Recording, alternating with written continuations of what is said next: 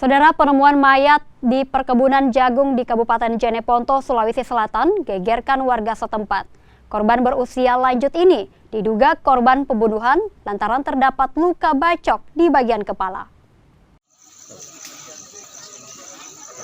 Warga dusun Rapo-Rapo, Kecamatan Arung Keke, Jeneponto digegerkan dengan penemuan mayat pria di lahan perkebunan warga.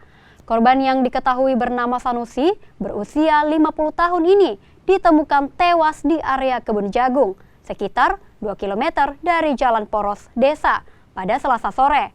Korban ditemukan dalam kondisi tertelungkup dengan luka bacok di bagian punggung dan kepala.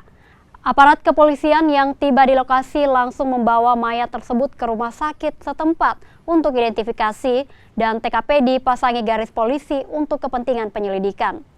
Dari hasil penyelidikan sementara, pelaku pembunuhan diketahui berinisial LA dan telah diamankan di Mapolres Jeneponto. Belum diketahui dari motif pembunuhan ini, kini pelaku terancam hukuman paling lama 15 tahun penjara.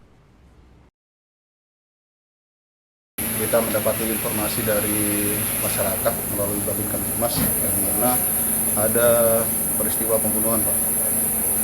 Pembunuhan di Camba-Camba, namun setelah kita cek di lokasi, di TKP, pembunuhan tersebut berada di lokasi Arung Arpal atau Arung Keke Balantika.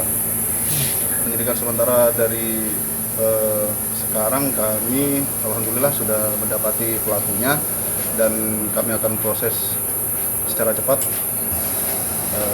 Mungkin pasal yang akan kami kenakan yakni pasal 338, Pak.